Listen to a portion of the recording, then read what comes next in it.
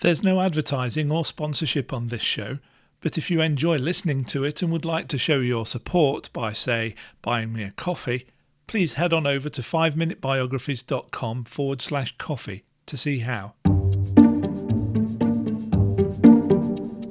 Welcome to the 5-Minute Biographies podcast, where every week we tell you interesting things about interesting people in about 5 minutes.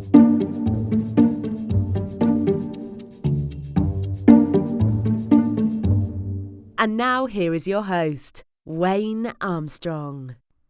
Hi guys, welcome back to Season 6 of the 5-Minute Biographies podcast, Episode 2, Ulysses S Grant. Born on the 27th of April 1822 in Point Pleasant, Ohio, Hiram Ulysses Grant was a United States general and commander during the American Civil War for the Union armies, and later became the 18th President of the United States. His father was Jesse Root Grant, who was a tanner as well as a businessman, and Ulysses was his firstborn son. He grew up in Georgetown, Ohio, experiencing a fairly nondescript childhood, but as a child he was greatly interested in horses and showed promise as a horseman. As a youth he was timid and reserved, taking after his mother more than his father, who was quite outgoing. The thought of working at his father's tannery business was not one that Ulysses favoured, though, and so at the age of 17 his father orchestrated a way for Ulysses to enter the US Military Academy at West Point. Quite an honour. The school incorrectly wrote his name as Ulysses S Grant, which, in order to avoid being rejected by the school, Grant accepted as his new name. Ulysses did not do well at West Point and earned average grades as well as demerits for poor dress and tardiness. He was excellent at horsemanship and did well in mathematics and geology, but decided that the academy was not charming. He did graduate in 1943, 21st out of 39 students, and happy to be rid of the place. Originally, his plan was to leave the military after serving his mandatory 4 years of active duty. After graduating as a lieutenant, Ulysses met his future wife, Julia Dent, in St. Louis, Missouri. He proposed and she accepted in 1844. However, before they could have a wedding, he was sent to serve in the Mexican-American War. In this war, Grant was a quartermaster and oversaw moving supplies efficiently. Learning from other generals, he had the opportunity to lead in combat, being credited for bravery under fire. During this time he felt that the war was wrong, seeing that its only purpose was to increase America's territory as well as slavery. After a 4-year-long engagement, Julia and Ulysses were married in 1848. They ended up having 4 children over 6 years. He was sent to Fort Vancouver, which is now in Washington State. Because he loved his family, he wanted to get them to the West Coast to be closer to him, but unfortunately he failed at several business adventures. Feeling depressed, he drank, which gave him an ill-fated reputation that he carried throughout his military career. In 1854 he moved back to Missouri as a civilian, ultimately working at his father's tanning business in 1860, heralding a low point in his life. In 1861, as part of the American Civil War, Confederate troops attacked Fort Sumter.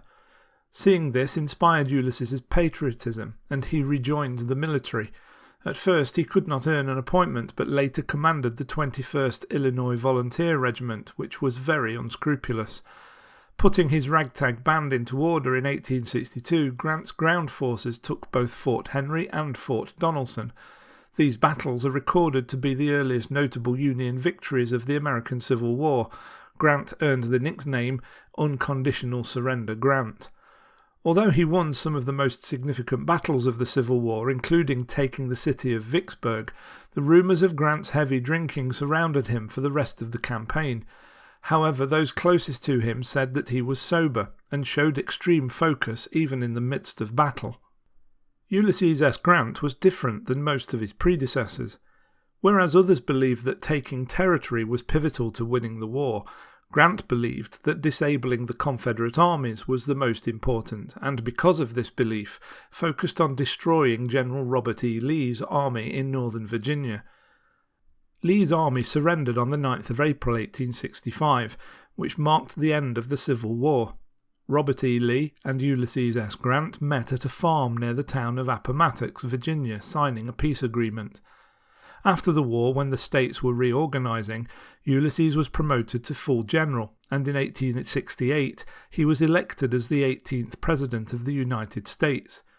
When he assumed the position, he was 46 years old, being the youngest president up until that time.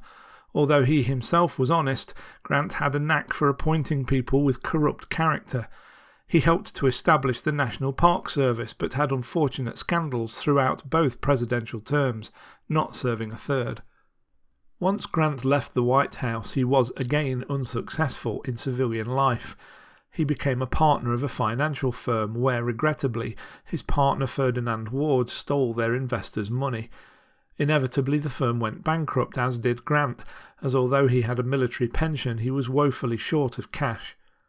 In 1884, Ulysses learned that he had throat cancer and needed to make some money, so started to publish a series of short magazine articles about his life. Later, his friend, the author Mark Twain, helped him to get 2 volumes of his memoirs published. It became a classic work of American literature, and earned him and his family nearly $450,000.